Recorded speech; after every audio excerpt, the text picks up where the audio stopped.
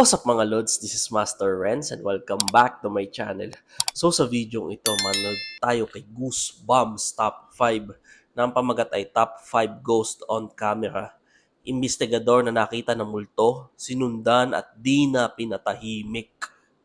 Nako, for sure nakakatakot to basta galing kay Goosebumps Top 5. Kasi yung boss ito nakakatakot eh. So make sure magsusubscribe kayo sa channel niya. So without further ado, let's go sa go. Let's go Goosebumps Top 5. Top 5 Ghosts Caught on Tape. Kami boss talaga. Grandpa's house. Chase and his wife visited her grandpa's house, who recently passed away. But what they didn't kawawa know, the house was haunted. By night's end, they were terrified and packing to leave. You can see the horror on their faces that unfolded that night. A peaceful night of remembering spiraled into a nightmare. Naku, ano kaya to? You okay? I don't know. Ay.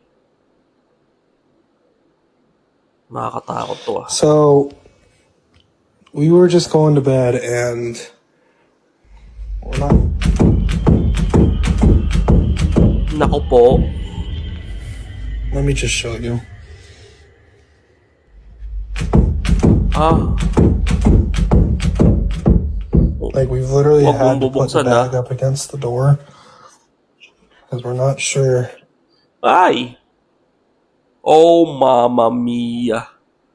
Ay, nakakatakot. Yung kumakatok yung kalabog-kalabog, yung nakakatakot.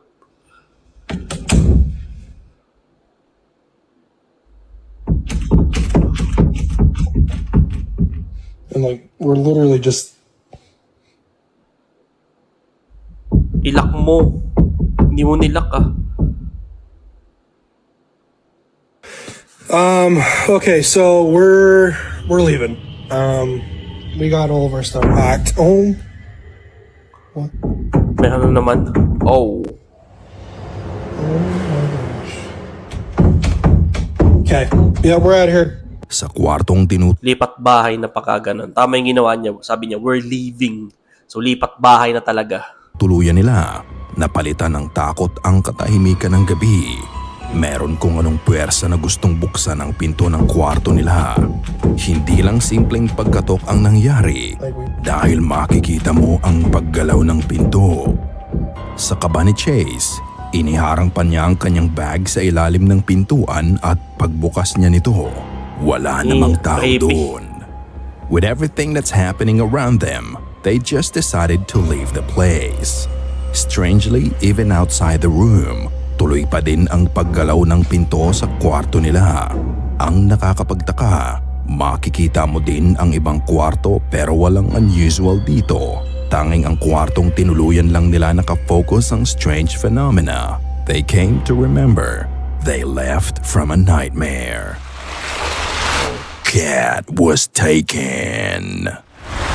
Isang couple ang nag-install ng camera sa bahay nila dahil sa kakaibang mga bagay ang nangyayari dito.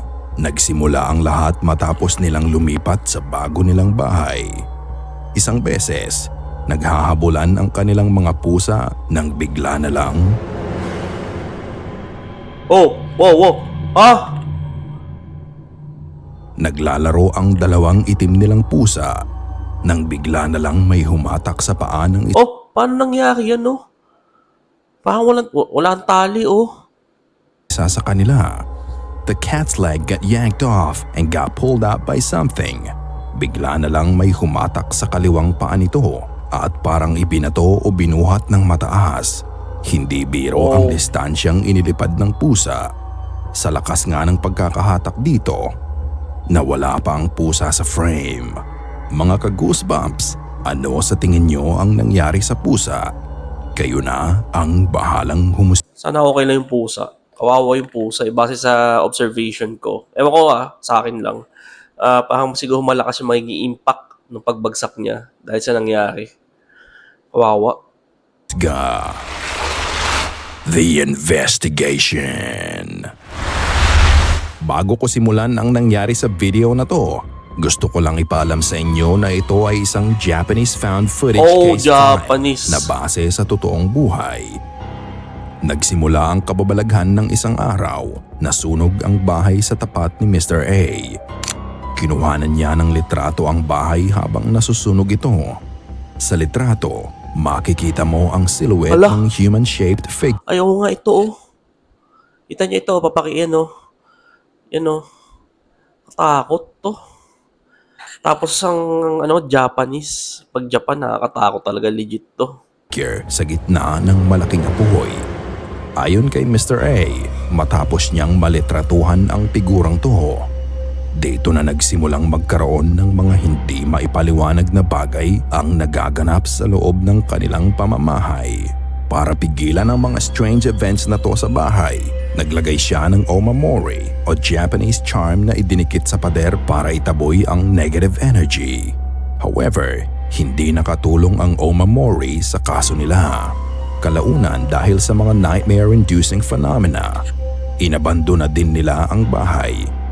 Dito na pumasok ang psychic research team para imbestigahan ang ghostly manifestation sa bahay. Pinuntahan ng kanilang lead investigator, si Kyuchi, ang bahay isang gabi.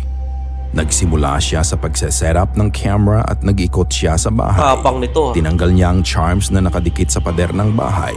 Isang pagkakamali na pinagsisihan niya Bakit sa mo huli. tinanggal?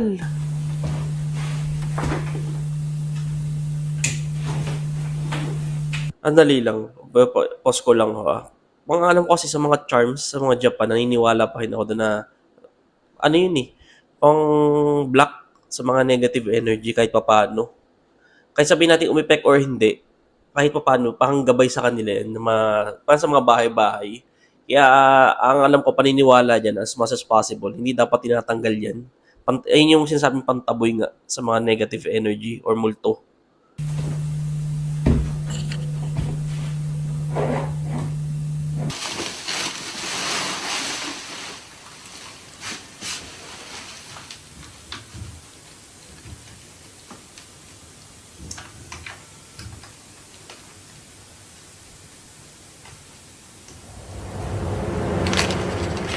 Oh, dapat di mo ginawa yan.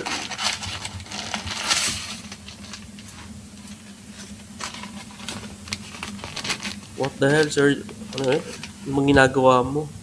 Makapa-English pa ako.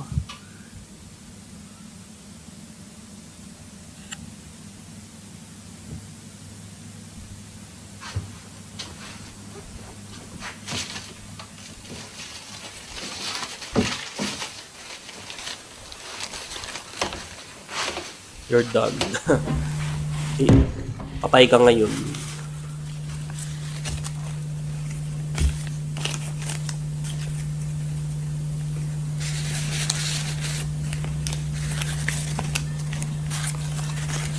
Sa mga oras na to, sandaling lumabas si Kyuchi sa bahay para i-report sa mga kasamahan niya ang mga nagaganap sa bahay. But unfortunately, no one was able to answer his call. Oh! May ungol ng babae. Ba't mo ko iniwan dito?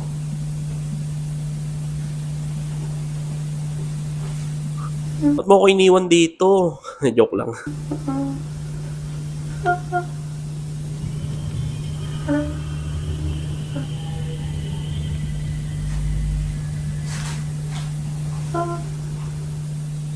Habang nasa labas siya, isang nakakakilabot na tinig ng babae ang rumehistro sa camera.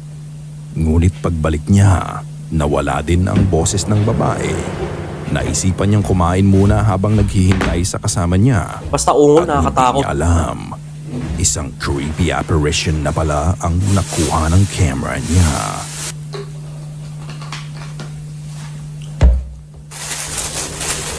Ala, ayun nga oh.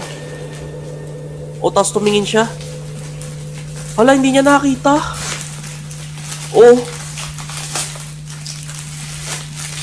Uy, minumulto ka na, hindi mo pa alam. Hindi mo nakita, naku po. Ang puting ghostly face ang sumilip sa kanya sa itaas ng door frame. Matagal din itong nakatitig sa kanya. Pinagmamasdan nito ang bawat kilos niya. Nakatanggap siya ng tawag galing sa superior niya at sinabi nito na maghintay habang wala pa ang ibang kasama niya. Dahil dito, ibinalik niya ang charm sa pader para pigilan ang paglabas ng mga espiritong nananakot Wala sa na, huli na bahay. ang lahat. Pero huli na ang lahat. Sabi na eh.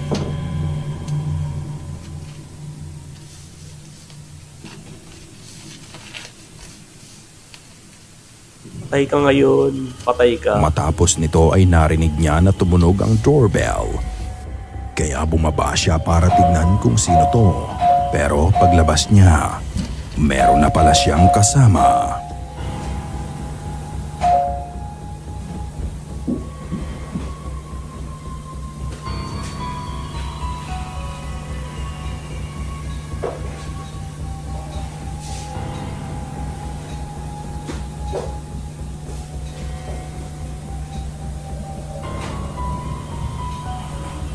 Ano yun? Tignan mabuti ang nangyari sa pagdaan niya. May Hindi silhouette, niya namalayan na isang puting figura ng Ay, katawan oo ng nga. tao ang naglalakad na Figura kasunod sa pala. likod niya.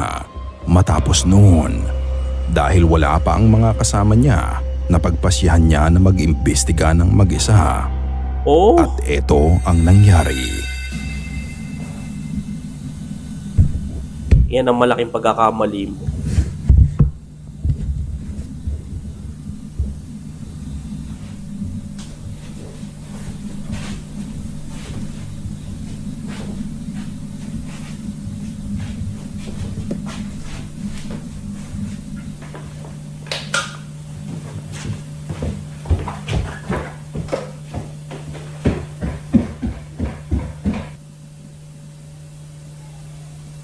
Okay. Hoy. Ha? Akala ko patay ka. Patay ka. Patay ka. Namatayan ka ng ilaw. Yan ang pinaka nakakatakot sa mga explore or mga ghost hunting. Para sa akin ang pinaka nakakatakot. For some reason, namatay ang battery ng daladala niyang ilaw. Matapos nito, Ako patay ka. kinuha na niya ang ilang gamit niya. Dahil na din sa takot, naisipan niyang umalis na sana. Ngunit nang kunin niya ang camera, Ang hirap niyan. Dami mong dala. Oh, may uulan naman. Oh! Wala! biglang lumitaw ang mukha ng isang lalaki sa mismong tabi niya. Oh! At matapos noon, 4 na dikit Ayan, no? Nakakatakot. Tingnan na balikan. Nakakatakot. Balikan natin isa. Ayan, nakakatakot to. Tapos ito pa. Grabe, pag Japan talaga nakakatakot. dikit na mukha ang makikita sa camera. Maririnig mo pa ang takot na boses ni Kiyuchi bago na-cut ang video. Makalipas ang ilang araw, pinuntahan ng isa sa mga kasamahan nila si Kiyuchi para tanungin sa kanyang investigasyon. Pumayag lang siyang magpa-interview basta hindi bubuksan ang ilaw sa bahay niya. Ha? Malaki ang pinagbago Anong ni nangyari Kiyuchi. sa kanya? Halos tulala na lang siya habang ini-interview at Ang stress, masasabi mong wala na siya sa tamang katinoan. Sa kalagitnaan ng interview, napadukdok na lang siya sa sahig at bigla na lang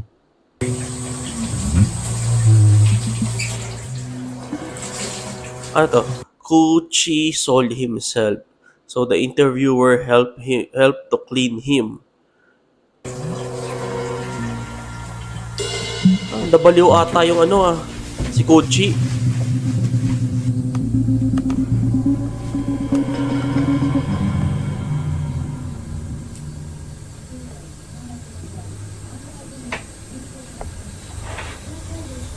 Ano nangyayari sa kanya? Ala! Patay ka! Oh! Ah! tapos nito. Hindi na muli pang nakita si Kiyuchi at ang nag-interview sa kanya. Oh! Nakakatakot yun. Sinundan pala sa bahay si Kyuchi after nung solo investigation niya. Ayun na nakakatakot. Kaya minsan nangyayap din yung solo. Ang ano kasi, hindi siya nagpagpag. 'Di ba?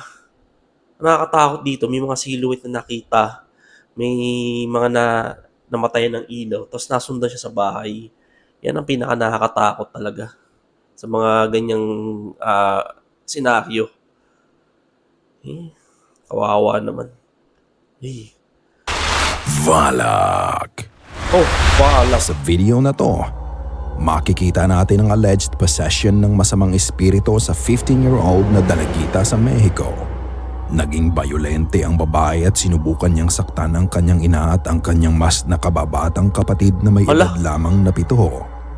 Nakatawag agad sila ng tulong at mabilis na nakaresponde ang mga bumbero. Pagkahuli nila sa babae, sinisigaw nito ang mga katagang Meet Valak, ang demon sa pelikulang The Conjuring Part 2.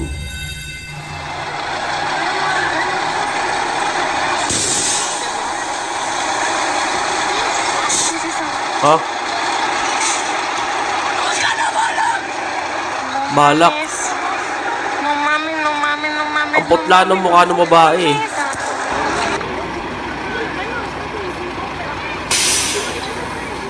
¿Qué hubo?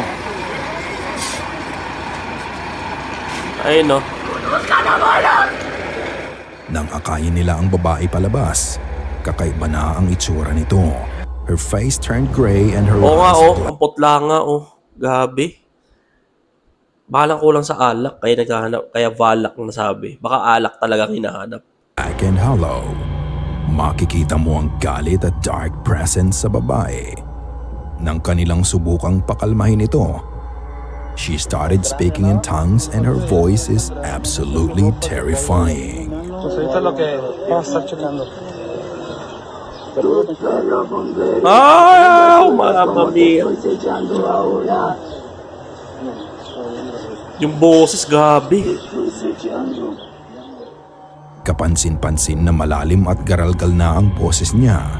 May sinasambit itong mga salita na hindi maintindihan. Unfortunately, walang naging update tungkol sa sitwasyon ng babae. Hindi natin alam kung kinailangan ba siyang dalhin sa pare para gawan ng eksorsismo. Ha? Ito ba ay tunay na kaso ng possession? Sa huli, ibibigay ko sa inyo ang desisyon. Ikaw na ang bahalang humusga. Dapat dinala sa pare pag ganun. Yun ang mali. Saka mali din doon. O kung hindi kaya, dapat nagtawag sila ng pare. Diba? Walang pare doon sa area, napansin ko eh. Last full show. Nanonood lang ang magkaibigan sa sinehan isang gabi, pero ang hindi nila alam na ang theater pala na ito ay haunted. Ha? Pinuntahan ni na Alexis ang haunted theater sa Cinepolis Nuevo, Mexicali at pagpatak ng gabi. Kapag halos tahimik na ang lobby at wala nang gaanong tao, sinasabing mga ligaw na kaluluwa na ang pumupuno dito. Bandang alas 11 ng gabi pagkatapos nilang manood ng pelikula, nagbanyo muna ang magkakaibigan. Naunang matapos si Alexis kaya naghintay siya sa lobby. Habang naghihintay, ang horror na sa pelikula lang niya nakita, mangyayari na pala mismo sa kanya. Patay ka ngayon.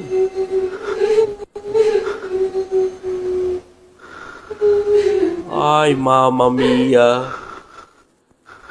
Oh! Maririnig ang chilling haunted cry ng isang babae.